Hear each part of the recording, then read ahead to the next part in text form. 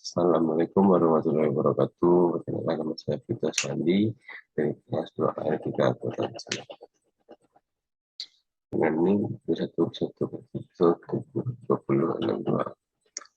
Baiklah, saya akan menjelaskan apa itu tabungan. Secara umum, kita dapat mendefinisikan tabungan sebagai sebuah simpanan uang yang bersumber dari pemasukan atau pendapatan yang tidak dipakai untuk sebagai keperluan sehari-hari dan keperluan lainnya. Dengan kata lain, tabungan adalah uang yang kita sisihkan untuk masa depan dan dapat kita ambil kapan saja. Tabungan yang paling umum kita gunakan adalah bank. Bank menjadi tempat yang paling sering kita pakai untuk menitipkan uang-uang kita. Selain aman, juga praktis karena tidak perlu merawat atau menyediakan tempat khusus untuk uang-uang kita. Banyak kemudahan yang ditawarkan oleh bank untuk calon nasabahnya. Salah satu kemudahannya adalah dapat menarik tunai secara mandiri melalui mesin ATM yang tersebar di mana-mana. Ketika menempuh di bank, umumnya nasabah akan mendapatkan fasilitas seperti kartu ATM, buku tabungan, mobil banking, serta beberapa layanan lain sesuai dengan kebijakan masing-masing. Terdapat beberapa hal yang perlu dilakukan nasabah untuk memiliki tabungan. Antara lain melengkapi formulir pembukaan data, pembukuan tabungan. Ada juga perhitungan bunganya, yaitu metode saldo. Jika metode saldo terendah, biasanya bunga tabungan dihitung dari jumlah saldo terendah pada bulan laporan dikalikan dengan suku bunga per tahun, kemudian dikalikan dengan jumlah hari pada bulan laporan dan dibagi dengan jumlah hari dalam satu tahun. Yang kedua, metode saldo rata-rata. Pada metode ini, bunga dalam satu bulan dihitung berdasarkan saldo rata-rata dalam bulan berjalan. Saldo rata-rata dihitung berdasarkan jumlah saldo akhir tabungan setiap hari dalam bulan berjalan, dibagi dengan jumlah hari dalam bulan tersebut. Ketiga, metode saldo harian. Pada metode saldo ini, bunga dihitung dari saldo harian. Bunga tabungan dalam bulan berjalan dihitung dengan menjumlahkan hasil perhitungan bunga setiap harinya. Ada beberapa faktor yang menjadi perbedaan tingkat tabungan. Yang pertama, pendapatan masyarakat. Tinggi rendahnya pendapatan masyarakat menyebabkan tingkat tabungan yang berbeda-beda setiap orangnya. Yang kedua, suku bunga.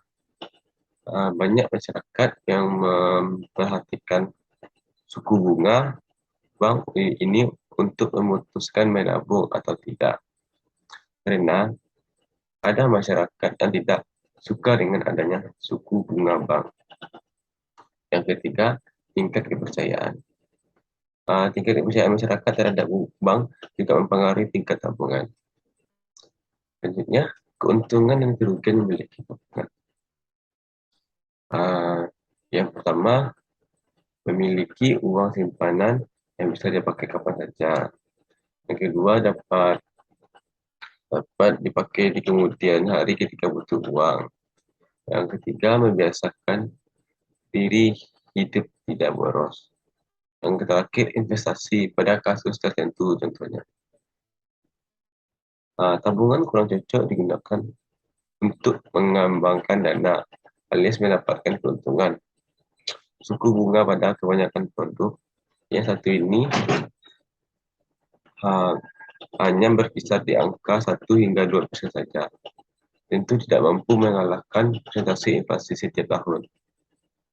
Belum lagi terdapat sejumlah biaya administrasi yang mesti ditanggung. Sedikit tips untuk menyiasati suku bunga yang kecil sementara biaya administrasi cukup besar. Sebaiknya pisahkan rekening tabungan untuk biaya sehari dan rekening untuk menyimpan dana. Selanjutnya, jenis-jenis tabungan. Yang pertama ada tabungan anak. Sesuai dengan namanya, tabungan jenis ini dikhususkan bagi anak-anak. Tujuannya adanya tabungan ini adalah untuk melatih agar si buah hati terbiasa menabung sejak dini. Perbedaan mendasar dari tabungan ini adalah jumlah setoran kecil. Karena memang anak-anak biasanya tidak diberi uang dalam jumlah yang besar. Yang kedua, tabungan mata uang asing.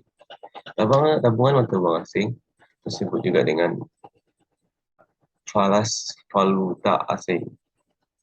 Tabungan ini biasanya sering ditemui di perbankan mata uang yang sering digunakan dalam tabungan ini seperti dolar, euro, pound sterling, dan beberapa mata uang asing lainnya.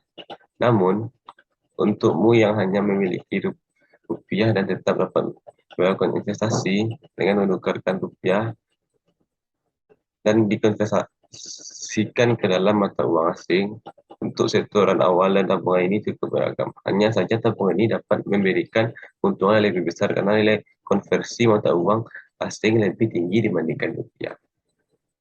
Yang ketiga, tabungan konvensial. Tabungan konvensial adalah tabungan yang paling umum dan banyak dimiliki setiap orang. Seperti yang sudah kita bahas sedikit, bahwa nasabah dari tabungan yang satu ini biasanya diberikan atas tabungan, kartu debit, dan layanan banking, baik itu SMS banking atau mobile banking atau internet banking. Untuk tabungan yang konvensional, keuntungan atau bunga yang diterima terbilang rendah. Karena tujuannya memang hanya untuk menyimpan uang, bukan untuk pengembangan dana. Bunga yang dapat diterima 0% hingga 2%. Keempat, tabungan berjangka. Berbeda dengan tabungan konvensional. Tabungan satu ini cocok untukmu yang memiliki tujuan untuk menyimpan uang dan beberapa tujuan lainnya, seperti liburan atau tujuan lainnya. Yang kelima, tabungan haji. Tabungan ini sering sekali digunakan untuk mereka yang memiliki rencana untuk berhaji dalam beberapa tahun ke depan. Tabungan ini tidak jauh berbeda dengan tabungan berjangka. Jika nominal yang dibutuhkan sudah tercapai, maka dana dapat dicarikan dan digunakan untuk biaya keberangkatan haji. Syarat dan dokumen yang disisipkan biasanya lebih dibandingkan dengan tabungan biasa. Keenam, tabungan giro. Tabungan ini seringkali disebut sebagai tabungan bisnis karena kualitas dari tabungan ini ditujukan untuk kebutuhan bisnis, seperti transfer ke beberapa transfer ke beberapa rekening, dan transaksinya dapat digunakan cek dan bilet.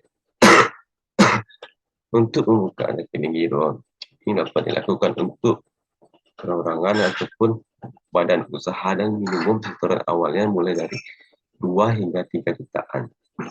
Dan terakhir, tabungan investasi. Tak hanya untuk menyimpan dana, bank juga memiliki jenis tabungan investasi. Pertanyaan pertama itu deposito, menawarkan bunga yang lebih besar ketimbang tabungan konvensional. Tapi nasabah tidak bisa semaunya mengambil dana karena ada jangka waktunya. Deposito juga menerapkan sistem denda atau penalti jika nasabah menarik dana sebelum jatuh tempo. Selanjutnya, tabungan itu yang kedua, tabungan saham. Sesuai namanya, tabungan saham memang khusus digunakan untuk memilih saham secara rutin serta menyimpan laba hasil transaksi saham. Yang ketiga, tabungan mata uang asing. Orang yang kerap melakukan transaksi menggunakan mata uang asing biasanya akan memilih untuk membuka tabungan yang satu ini. Pasalnya, tabungan investasi mata uang asing memanfaatkan naik turunnya kurs mata uang dalam negeri. Baiklah, hanya segitu yang dapat saya sampaikan.